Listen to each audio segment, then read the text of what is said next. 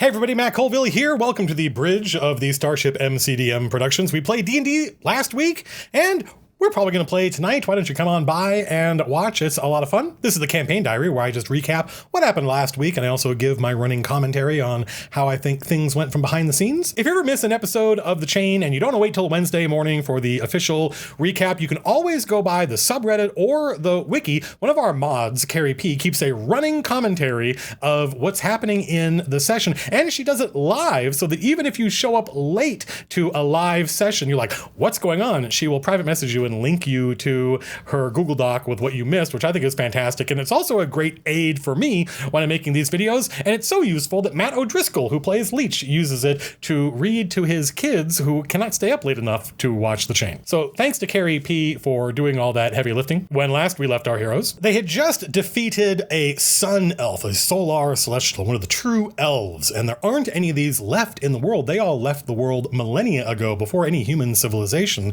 And so the heroes are only vaguely aware of what even these things are. And it is so powerful that it's able to, just by brushing past a dragonborn, cause that humanoid character's draconic ancestry to manifest itself, and the dragonborn turned into a black dragon. And when player characters get too near to him, their spells start firing off randomly. Thanks in no small part to Slim's outrageous damage output, they were able to kill the sun elf, and that's where we left things. This week begins with the players volunteering to help the local guard in this part of the city, who are called the Word. They're the Knights of the Word. I think you probably noticed by now that I just love the idea of knightly orders, and there are tons of them all throughout my world, but I also love the idea of organizations like bardic colleges and wizard orders. I think that stuff is just really one of the things that makes, for me, a fantasy campaign a lot of cool. So obviously I put tons of it in my world. And in Capital, the prince used to run about a third of the city, but this third of the city is all discontinuous. It's not all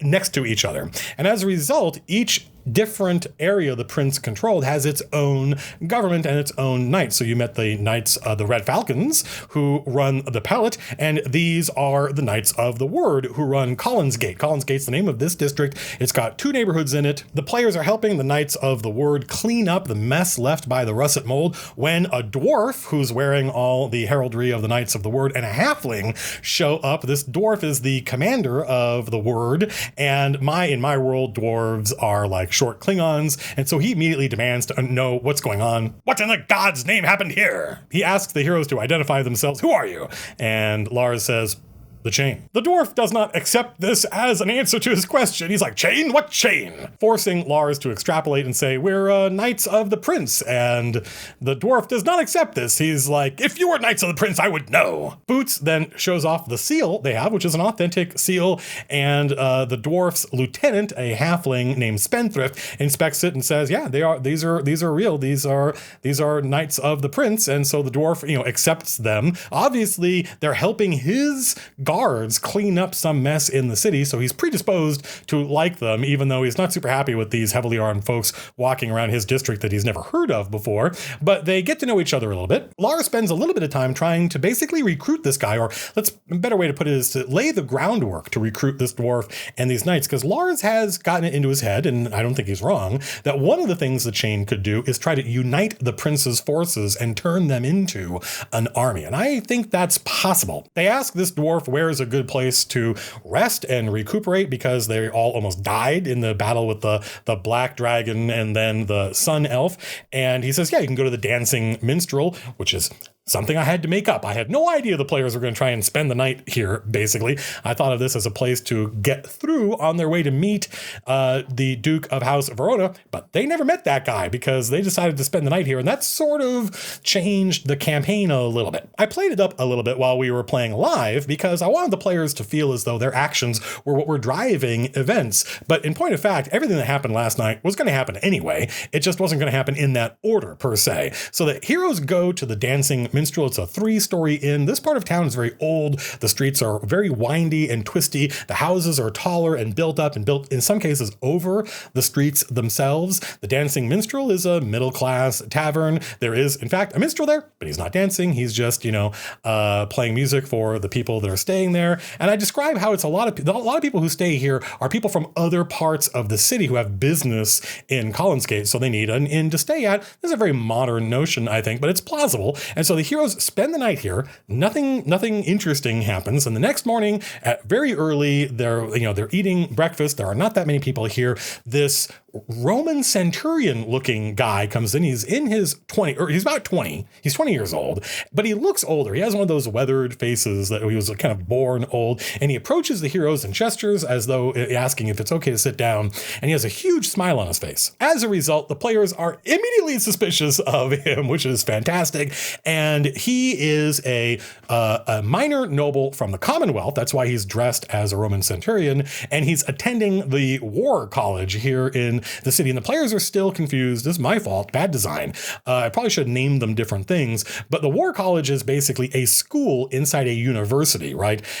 Whereas the academy is a legit military academy. It's run by the military. It's like a West Point. Here in the real world, we do not get confused. If somebody said they went to Yale, you wouldn't think they meant they went to West Point. But because of the terms I use to name these things, the players are always getting them mixed up. But no, he is a son of a noble, and he has gone to the war college to study leadership and statescraft and diplomacy. That's really what the war college is about.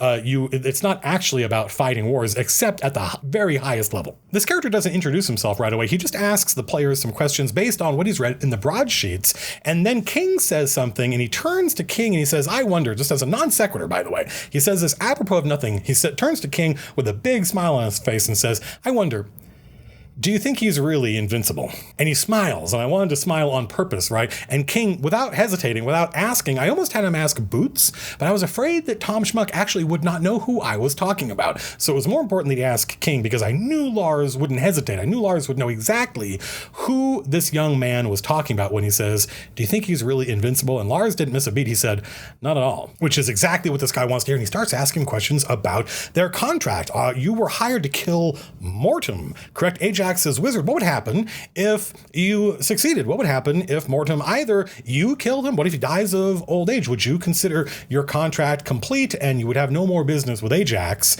And Boots chimes in and says, well, we would certainly consider the contract complete, because he doesn't really understand what the provenance of these questions are.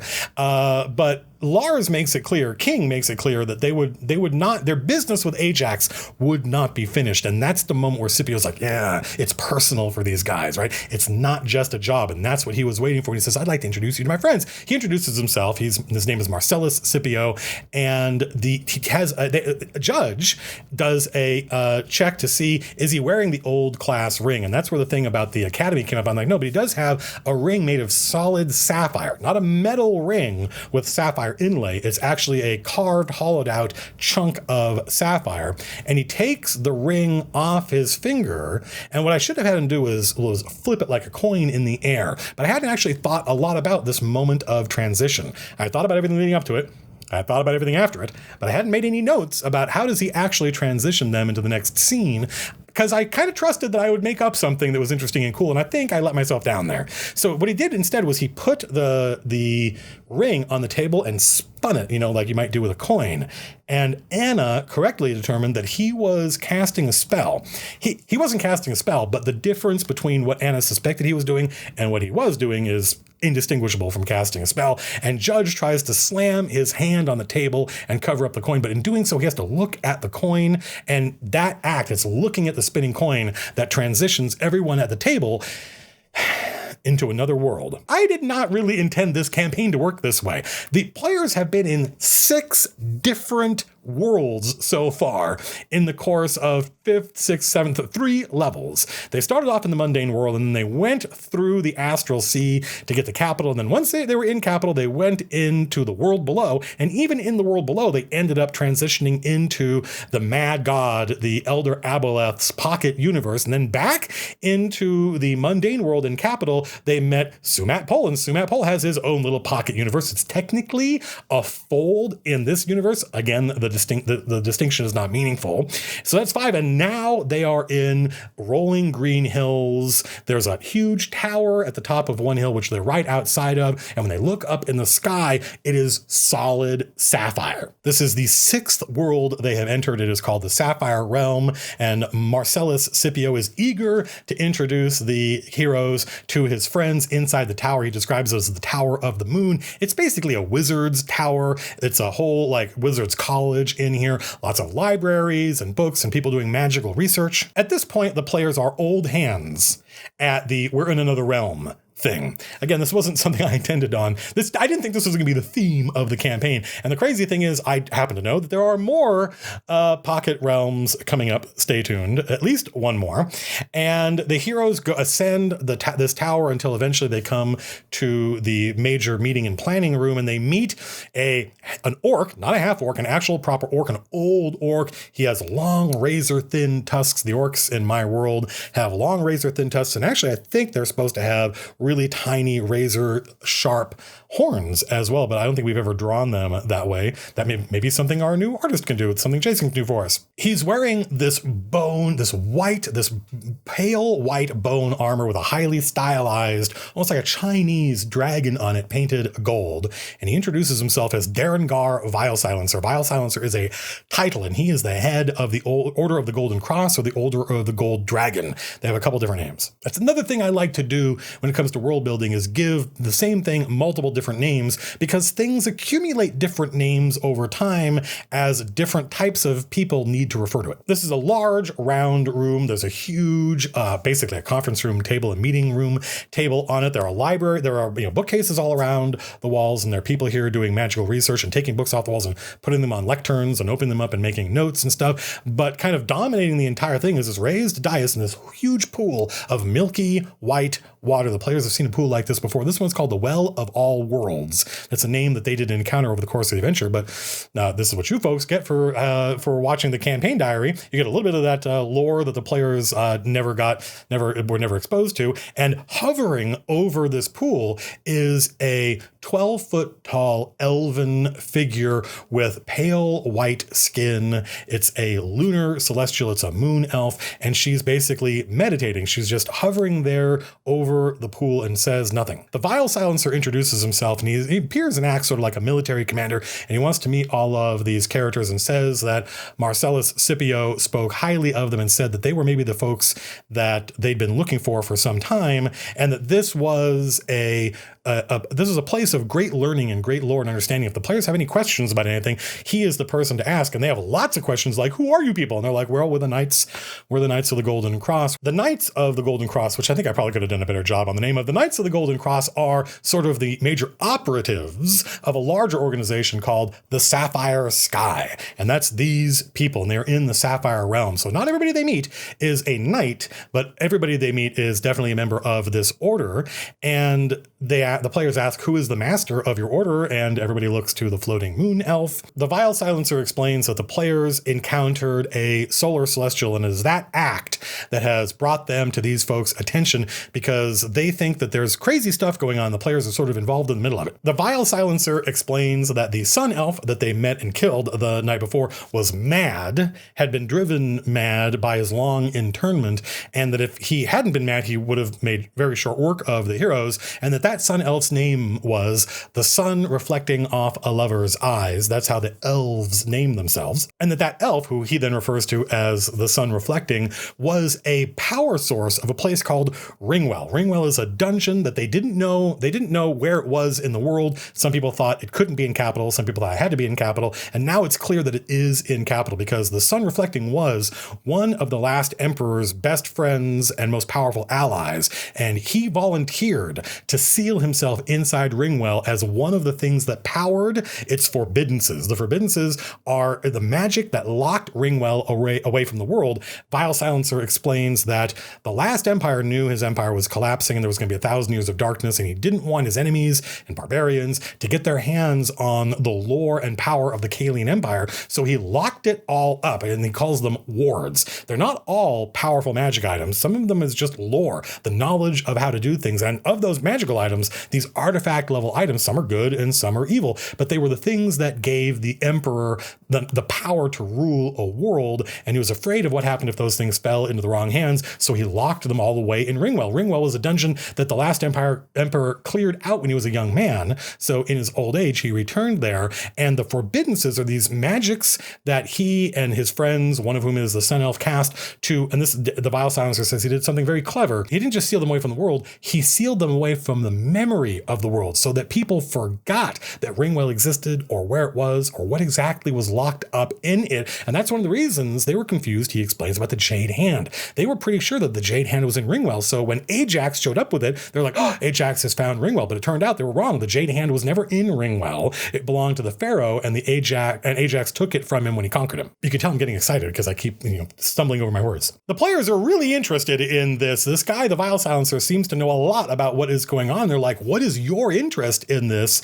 And this orc, Darengar Vile Silencer, turns to King and says, the war against Ajax begins here. Welcome to the resistance. And that was like I dropped a bomb on the players. They were so relieved. They were so delighted to learn that whoever these people were, they were the anti-Ajax faction in Capital. And that's true, by the way. That's not prevarication. They're not going to meet anybody else who is more anti-Ajax than the Sapphire Sky.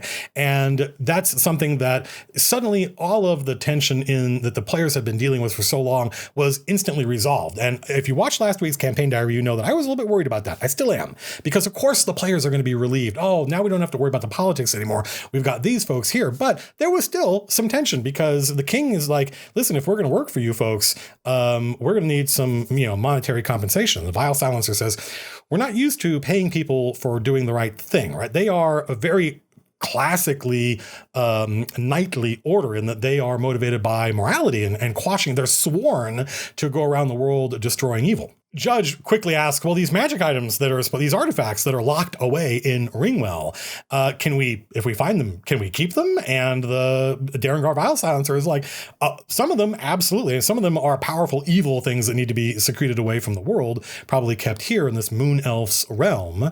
But yeah, that can be we need allies. They don't know where the entrance to Ringwell is, but it must be somewhere nearby where the Black Dragon manifested itself, because the sun reflecting was escaping from Ringwell. And they're hoping that the players, and really they mean Copper and Big Cat, can go find this hidden entrance to this ancient dungeon. They can't go look for it personally, because if they do, then their enemies will know that they have found the entrance to Ringwell, and they'll find where it is. And the player's like, who are your enemies? And they're like, well, we don't really know a lot about them. They're a very secretive organization, but we know that they use shadows. And the player's like, oh, the shadows that attacked us. It's whoever these guys are. So all of these pieces are starting. It's a very rewarding moment for me. And I think the players at this point are having a lot of fun because a whole bunch of questions, they've accumulated so many questions that now some of these things are turning into answers to each other. The players are like, we fought those guys. They came and tried to kill us. And suddenly Darengar Vile Silencer is like, tell me all about it. What happened? And Boots said the magic word. He said they broke a window. That's all we know. They killed a bunch of people, turned them into shadows, and they left this iron bar behind. And Darengar Vile Silencer looks at Marcellus Scipio, the young knight of the Golden Cross, and they exchange a moment. And he's like, well, we don't know a lot about them, but we know that they call themselves the Black Iron Pact. And the player's like, oh, the Black Iron Pact, it's metal, the iron, that's it. And the players didn't make this connection. I was kind of hoping they would, but I don't think I've exposed. This is something that only a couple of them learned. It was in the last campaign. Ajax has declared himself a saint, and he calls himself the Iron Saint. So this is another huge lore dump, but it's explaining stuff that just happened to the players. And so it feels like it's really empowering for them. They definitely want to get in on this. They want to go into Ringwell. They want to recover these items. They want to use them against Ajax. Slim challenges Darengar Vile Silencer to define evil. You say you are opposed to evil. What does that mean? And Darengar Vile Silencer probably would have a much better and more eloquent answer than the one I came up with, but he said, cruelty, selfishness, seeking power without limit. This confuses Slim because Slim sort of looks, I think probably, Slim looks at Ajax as being just another conqueror, and maybe he'll turn out to be a good ruler, who knows? Conquering the world is a perfectly reasonable thing to do as far as a Gith Yankees he's concerned. But Derengar Vile Silencer, it's not even that he disagrees. It's like he feels he knows Ajax better than these characters do. And he says that if it were up to Ajax, the world would be bathed in blood. And Slim is suspicious of that. He said, why would he want to rule? Why would he want to rule over a desolate wasteland? Good question. One of the outstanding questions that folks who have read Strongholds and Followers and who are fans of the Chain of Akron have asked is, when are we going to get to meet a member of the Order of Desolation, who are referenced in Strongholds and Followers as the kind of the enemies of the Celestial Court of the angels that you can summon if you have a temple and you're a good aligned character with a temple in Strongholds and Followers. And they're really crazy abstract looking things. They're a lot of fun to design. And the art for them is really cool. And it mentions that their hereditary enemies are the Order of Desolation, also sometimes known as the Order of Desecration, and they're sometimes known as the Desolate. And this came up in the Discord, and I said somewhat, cryptically, I said there has been a member of the Order of Desolation in every episode of the Chain. And once Judge asked, hey, can we keep these items and use them against HS? Can that be our payment? The Moon Elf's eyes open, and her eyes look like the surface of the moon. One of the things in my world, in the logic of my world in my novels, is that beings of great power can hide anything about themselves except the way their eyes look. They can change form, they can change personality and attitude, but there will always be this signature thing that they cannot hide. So when she opens her eyes, you see these pale white cratered surfaces like the surface of our moon. And she descends. She doesn't touch the ground. She descends and she approaches Judge, 12 feet tall, hovering over Judge, opens her mouth, and you hear this sound like someone dragging a wet finger across the rim of a wine glass, which is, in how I think, celestial sounds. Derengar Vile Silencer has to translate because none of the players can speak this language. Derengar Vile Silencer translates what the Moon Elf is saying and says, you are the first member of the Order of Desecration to set foot in the Sapphire sky.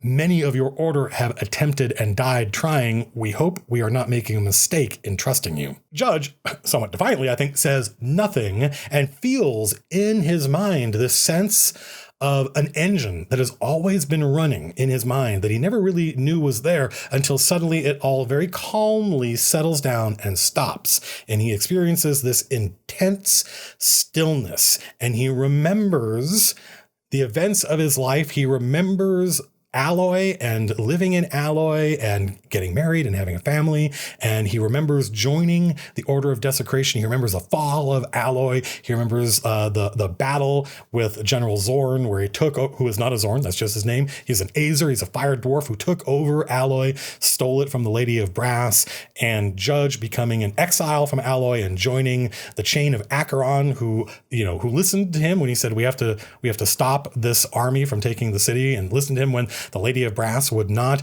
And then all of the time Judge has spent in the Chain and all the decisions Judge has made. And then the Moon Elf speaks in her celestial wind chime language, and Derengar Vile Silencer translates and says, Your Grace, I'm sorry to have doubted you. I think this is the first time anybody in the campaign has referred to Judge by his noble title. Judge is a Marquis of Hell. That is a title that you earn when you become a 7th level Illrigger, and it is just as legitimate as any Riohan noble that you might be in capital. In fact, Judge thinks it's more legitimate because Judge's noble title comes from an extra planar being. Judge's noble title comes from Asmodeus, whereas these humans just give each other titles, and where's the authority? That's a detail Anna came up with, which I quite like. Judge says to Derengar Vile Silencer that it might be useful to take any items they find in Ringwell and split them up and give them to different people in the city to make sure not one person has them. And the Vile Silencer says, we are only concerned with stopping Ajax. King then says, if we help you go into Ringwell and recover these items, will you help us kill Mortem? And without hesitating, Derengar Vile Silencer says, yes. And at that point, I think they have a deal. They say that you're going to need a wizard, so the players send a message to Butts, and Butts shows up. It takes a little while. Marcellus Scipio says, let me show you around this place while you're here. And the players ask a bunch of questions, and then Butts arrives and is just blown away. And the first thing Butts is an enchanter retainer for the Chain, and Butts is like, I think we're inside a gemstone. And Butts is like, is that a Moon Elf? And Butts wants to try to talk to the Moon Elf, and the Moon Elf is meditating and ignores the Moon Elf. And the players ask is there anything you folks can do to help us? Is there any, basically they want to get, it's that thing about getting paid. He's like, well, we're not in the business of paying people to do the right thing, but Boots doesn't even have a magic sword yet. What kind of stuff are we going to be fighting? Are we well equipped to fight the stuff that's going to be in Ringwell? Marcellus Scipio, when Boots is like, man, I don't even have a magic sword, Marcellus Scipio stands up and unbuckles his short sword and says, can you use a short sword? And he's like, I'll use what I got to. And he's like, this was my grandfather's sword. If it'll help you in your quest, by all means, it's yours, but it's on loan. It's on loan. It's my family sword. It's just a +1 sword, but it's something. It's something because obviously we want Boots is going to end up with some cool, signature item the way some of the other characters have a signature item. Judge asks, do folks have anything I could use in Ringwell? Because I think Judge is still relying on this wand of magic weapon to enchant his flambear, which is a great two-handed sword. And as soon as Judge asks for help, the Moon Elf's eyes open again, and it sings in its wind chime voice. And the Vile Silencer says, I don't know if this means anything to you, but she says, bring the demon heart. And so, of course, they're like, ooh, yeah, get the demon heart and bring the sin medal that they got from Sumat Pol. They do that. And the Moon Elf instructs them to put the demon heart into this milky pool and put Judge's sword in there. And there's this conversation between some of the sages of the Sapphire Sky and the Moon Elf. The gathered sages in the tower ask the Moon Elf if she knows what she's doing. And she's like, well, our allies need weapons. If these are the guys, then we got to make sure that they're going to win. So put the demon heart and the sword in the pool. They do so. And the water in the pool turns black. Inky blackness spreads out over. And then this glowing red light in the very center of it starts to grow. And a sword held by a demonic hand. The idea here is it's the hand of Asmodeus comes out of the pool, and the Moon Elf takes it and gives it to Judge. And this is the sword Exile, which I wrote up the next day. I'll put a link to it in the doobly-doo. It's got the heart of the demon Zraz in it, and I wrote up the whole history of it, and I got out my Advanced Dungeons & Dragons Dungeon Master's Guide, where it's about intelligent swords and how to make one. They have random powers, and I had Anna roll on a bunch of charts to see what kind of cool stuff it could do, and then I added the ability to cast Wall of Fire once per day to it, but it speaks 2 languages, it's telepathic, it has a special purpose, which is to slay demons. It's a demon-haunted sword whose goal is to slay demons. And if you want to know why, you'd have to read the lore I wrote for it, which also forced me to figure out what is my version of the Abyss, and it's called the Abyssal Wasteland, or just the Wasteland, which was a useful exercise for me. So now Judge has his signature weapon, which, he earned. He did all this work in the Underdark and then the library job in order to get this badass item. However, I do feel like something like this should have been earned as treasure after a big epic fight. It is, to me, I don't think the players feel this way, but to me, I feel like it's a little unearned. Here, have a cool weapon. I feel like they've done the work for it. So as far as the economy of magic items goes, this is absolutely something Judge deserves, but it didn't feel like we killed a whole bunch of stuff and did a slog through this adventure, and then when we opened the treasure box, here was this cool sword. I do think there's room for that, so stay tuned. We'll do more of that. And I got to go figure out what Leech's, he wanted a sin metal rod to empower his warlock casting, so gotta come up with something for that. Vile Silencer says, listen, this may be the last time you folks are here. You'll probably be dealing with Marcellus Scipio from here on out, but this is one of the greatest stores of knowledge in all of Orden, thanks to the presence of this Moon Elf. If there's anything you folks want to know, ask now. And there are some questions, like Nails saying, why do humans have so many gods? Do you think Ajax knows that the players could have asked, but they didn't think of it. They asked, what should we do to prepare for going into Ringwell? And they're like, well, you're going to need a wizard because there's a lot of crazy arcane nonsense down there. And it's like, okay, we've got to get butts. So they start using the diplomat's pouch to communicate with Angel and all their retainers. And they're like, it's going to take us a couple days to get ready for this. And I think they were imagining they were going to go back and talk to the Duke Verona, one of the original things that was going to happen in this session. And Darren Vile Silencer says, no, this is a race. We may already be behind. He said something about this meeting that we're having now, the Black Iron Pact is having with their team, and they're going to send their team into Ringwell. They may already have done so. It's a race, and we could already be losing. The player's like, all right, well, I guess there's no reason to stick around. We might as well get moving. Marcellus Scipio flips his sapphire ring up in the air. The players watch it spinning. Then he snatches it out of the air, and they are back in the dancing minstrel. Butts, their wizard retainer, is there because they said, hey, you guys are going to need a wizard. So they're going to take their wizard retainer with them. and they go back to that part of the city. They're now, remember, they spent the night, they're well rested. They go back to that part of the city where they fought the Black Dragon, and Copper makes a survival check, which is how you do tracking, and fails. And this is an important part of being a dungeon master, is this is a hard lock. There is no way for the players to progress if they can't find this entrance. And the only tool I knew they had to do it was Copper and his tracking ability. But I was like, well, I don't want to just say, well, a 12 is enough. It's not enough. The DC was higher and I didn't want to compromise. So I trusted, this is purely based on my experience as a dungeon master, I trusted that if I just basically blocked them and said, nope, it doesn't work. Now what? That the players would start searching around and trying to come up with other, and I was right, and they did. And Copper's like, wait, I have a spell. I have a ranger spell that lets me track celestials or undead or whatever. Was the Sun Elf a celestial? I'm like, absolutely. He goes, well, I think it's meant to be used like live, but I'm going to cast it anyway. And I'm like, absolutely, this is going to work, even though it's been a day and the tracks are old. So Copper is able to follow this very faint, I described it to Copper as feeling like this intense cleanness, like something that's been completely sanitized. To a goblin, that's what the Sun Elf would feel like. And he's able to follow that track to this abandoned butcher's shop. And the players are immediately like, wow, if there's an entrance to Ringwell in here, we should buy this place. We should take it over and run it and make it our shop, which I think they're actually going to do.